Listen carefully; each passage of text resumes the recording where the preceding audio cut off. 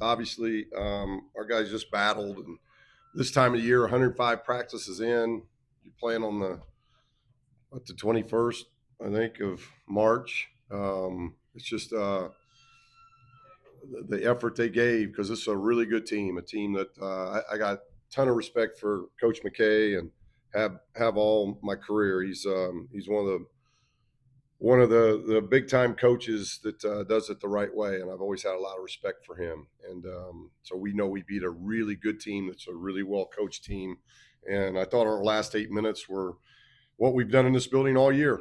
We ended up going 18-2 in this building, and we win the last 8 minutes 21-7. We out rebounded by nearly 20, and we held them to the season low on threes. Before this game six, they're top 20 in the country in threes, and we held them to 4. So I just thought our guys, another game where we play 40 minutes and we have 18 assists, 10 turnovers.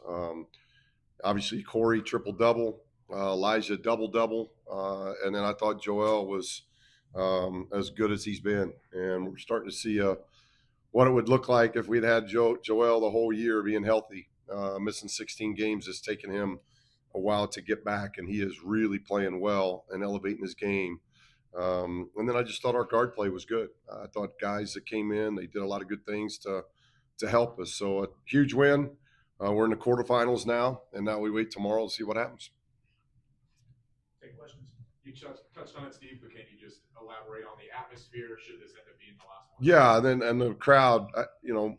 I've been in this before as a player and as a coach several times, and it's all about the crowd.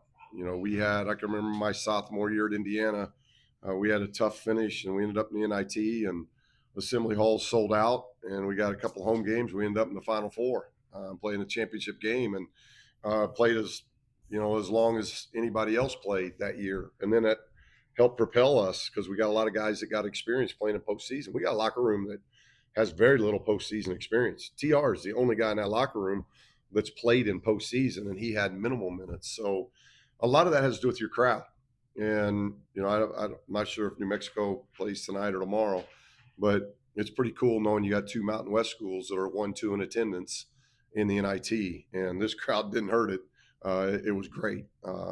Town's on spring break, and they showed up, they showed out, and our guys felt it all game, but they really felt it when we were down 3 with about 8 to go, and they stepped up in a big way. So it's been a tremendous year to go 18-2 at home. That's got to be one of the better home records and most wins at home in a long, long time. So super proud of our guys, but our crowd had an awful lot to do with it all year long, including tonight.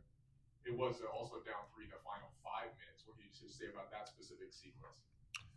I don't know, Mike. I don't know. Just felt like the energy was great. It was good. Everything was really good, Mike. The energy was great. And we made shots. We made our foul shots. We went 19 for 20 at the line. Joel's 6 for 6. I mean, we made, including our bigs, we made our free throws, and I thought that was huge. But we got huge stops. We took care of the ball late. We got to the line. We made the foul shots, and then we got the stops we had to get. And Corey, obviously, maybe not as many shots falling as he wanted to see, but showing that he can impact the game in a variety of ways.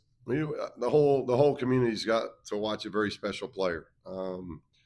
Well, I hope we can sure find somebody like that in the upcoming weeks in the portal, because he was a diamond in the rough. And I'm not just talking about how his development as a player this year and just the 8 months that we've had has been unbelievable. But high character, he's been raised the right way. His set of parents are unbelievable. His family around him is unbelievable, and that's the way he is. He smiles every day. And he showed tonight that he guarded hard. He had 10 assists, 2 turnovers. I mean, that's phenomenal assist turnover ratio. And he's our leading scorer. But the things he did best tonight was assist, rebound, and guard. And that's the character in him. And he's like a lot of these guys, but he has been a tremendous joy to coach, and we're going to miss him a lot.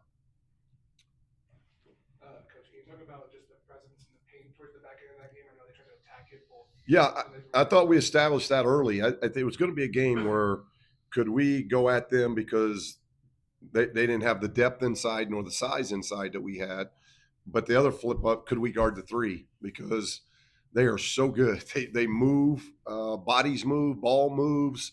They run great stuff with spacing, and so it was going to be one. If we could do both those things, it was going to probably favor us, and we were able to do that. We hurt them in the paint, we hurt them inside, we got them in foul trouble, and then we were able to defend the 3-point line. So if one of those things go the other way, this could have been a different outcome. So just very, very proud of our guys. These are short turnaround games, and they did a great job of following scouting report and working awfully hard and they made some adjustments on the fly and made really big time plays in that last 8 minutes. A lot of smiles on their faces. It seems like they're really enjoying each other. And in this moment, can you speak on maybe the collective still amount of gas that is still in the tank for you guys and trying to get greedy in this tournament? Well, they're just a collective group. I've said it. You got to want to keep playing. And if you love basketball, you're going to keep playing. And that's what these guys have done. And I'm just super proud of them. They love one another. They care about each other. And you saw that love and character, I think, especially in the last 8 minutes. But this is what they've been doing all year. And they've been very, very consistent with it. Coach, you outscored their bench tonight 21-3.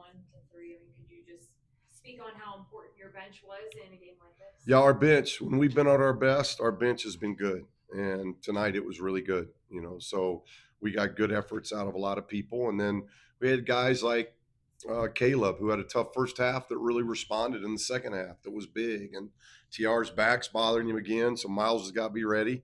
TR gave us everything he could. And I thought he gave us some really good minutes, especially in the first half. Tay was very solid. Vaughn had a slow start. I don't know if it was EP and Corey telling him he needs to wear a headband. It didn't work. It was a bad move. So I took him out and I said, get rid of the headband. And then he played a little bit better. So headbands aren't for everybody.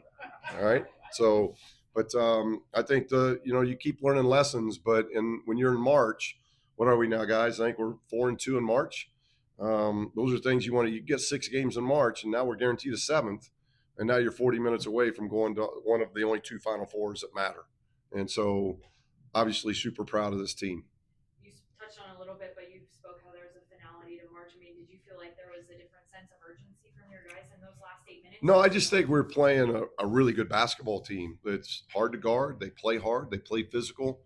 They've won 26, 27 games. I mean, they should have been in the NCAA tournament. They won their league by 3-4 games and got upset by Missouri, my old school.